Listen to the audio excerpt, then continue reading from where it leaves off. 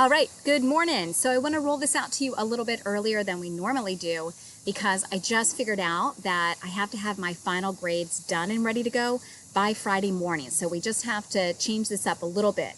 For those of you that have already logged in and seen 2 activities for next week, I've actually cut that down to 1 because of a little bit of a shortened time that we have to get some stuff in for you. So what we've got for you this week, we've got 2 things, this online learning plan that you're already doing right now. And then what we also want to do is we want to do an activity called the College Cost Activity. I think you're really going to like it. I've got all of the links ready for you and a format so you can use it. Now, it's not a standalone activity, so you want to make sure that you've done the activities from the week before, where you were looking at 2 colleges that are trade schools that you have an interest in, and we need the numbers from that. So if you have not done that yet, you want to do that first before you actually do this one. So you can see real fast, we've got that college cost activity, and our big red flag is that that's going to be due Wednesday night instead of Friday. So please make sure you recognize that, Wednesday night instead of Friday. So here's what our activity actually looks like.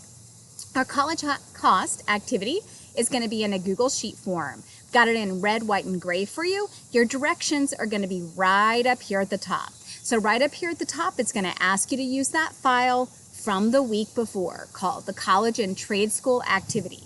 When you go into there, what you want to take a look at is the total amount of the cost. So when you're looking at colleges and trade schools, that total annual cost is going to be the tuition plus room and board. So basically what room and board means is a dormitory that you have to live in, and then your board is normally going to be the meal plan that you have to have if you live on campus. Almost all schools require that you have to have some kind of a meal plan if you live on campus. So basically, it's going to be the biggest number. Don't forget that if you chose a university that is out of state, you're also going to have to pay out of state prices. So we want to start out with that number. Your family has told you that any college or trade school that you pick, they will pay for half of the cost and you have to pay for the other half. That's the number that we're going to be working with today. The word term is the duration for how long you're going to take to pay your loan back. So 5 years, 10 years, 15, 20, however long that's going to be. So today we want to calculate how much your monthly payment would be if you had to pay for half of college, and then after we decide how long you're going to take out that loan for. So here's a quick example that I have for you right down here. In this bright red area, you've got your titles of your different things that we're looking at. And then in the next row, we've got light gray, which is going to be your tips and tricks and where we're going to find that. I did an example for you. I was going to say Ball State University in Muncie, Indiana. So I found under tuition that for the out-of-state tuition and room and board, it was going to be $41,742. I knew that from my assignment last week. It then says I need to know the total cost to go to that school for 4 years. So I just take that number, I'm going to multiply it by 4, and that's going to give me that cost. I move over to the next thing. So in this one, when it talks about the total principal of the loan you have to get, remember your family said they'll pay for half and you have to pay for the other half. So really, loans are about the only way that's going to happen. So what I've got going on right here is I took my total cost and I just divided it by 2 to get that number. That APR, that interest rate, is going to be 5%. We're going to use 5% straight across the board. You don't have to find any new percents, just stick with 5%. All right, now I'm ready for my monthly payment. If I was going to do a 10-year term, that means I'm going to take out a loan and I'm going to take 10 years to pay it back. In my next scenario, I'm going to take 15 years to pay it back. And in my last scenario, I'm going to extend it all the way to 20 years. So I've got my number right here, $83,484. I'm going to follow this link right here to a Bankrate site. And I already forgot what the number was. Okay, $83,484. All right, so when I get in here, my loan amount is going to be for $83,484. And I know that the first number that I want to use for term is going to be 10 years. So I'm going to come over to Bankrate. I'm going to take 10 years to be able to pay that off. Notice that it calculates how many months that's going to be. My interest rate, we already said, is 5 for every single time. 5, now I hit calculate. And here, my friends, is the incredibly sad truth. If I go to Ball State and I pay for half of the price to go there in loans, and I extend it over 10 years, for 10 years, every single month, I'm paying $885.48. So if you graduate from college when you are 22, that means until you're the age of 32, this is how much money you're going to be paying every single month for that.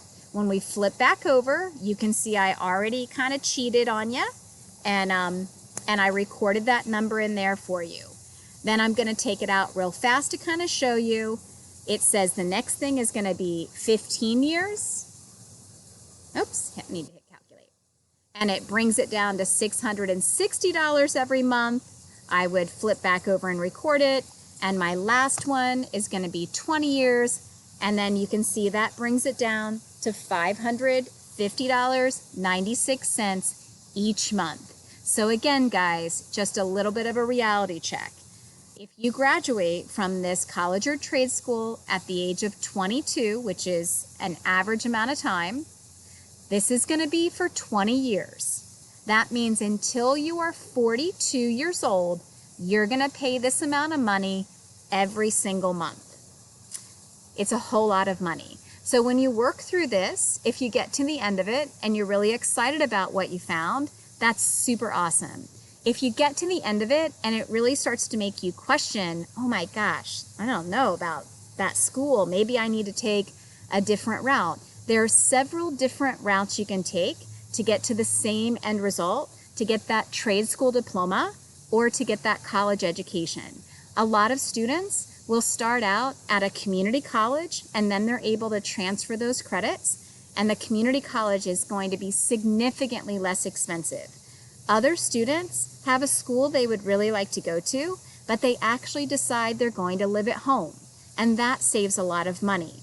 So we're very fortunate where we live that not only do we have a college in our town that does a great job and is very well known, but we even have Immaculata, we've got the community college, we have Penn State Brandywine, as well as all the colleges and universities in the Philadelphia area. So we definitely are very fortunate where we live. So as you take a look at this information, knowledge is really what matters in life. This knowledge of how much these things cost can spark that conversation between you and your family, so you can really have your eyes open, whether you are the only child in your family, the oldest child in your family, or maybe the first person in your family that's going to look into going to college or a trade school. It's always a good idea to have your eyes open to how much these different things cost. You're going to flip on back over here, and you're going to notice that we're only asking you to do this for one of your colleges, and we've got 2 questions for you right down here at the bottom, and then you're just going to go ahead and submit it to the Schoology submission area. I've been very impressed with the work that all of you have done, not only the entire year, but during this quarantine. Your perseverance through this really unbelievably difficult time in your life says tons about you. I've missed you so much. This last marking period and a half, I guess, is almost what we would say. I really hope everything's back to normal next year. And if we are back to normal on that first day of school, please stop in and say hi, because I would love to see your smiling faces.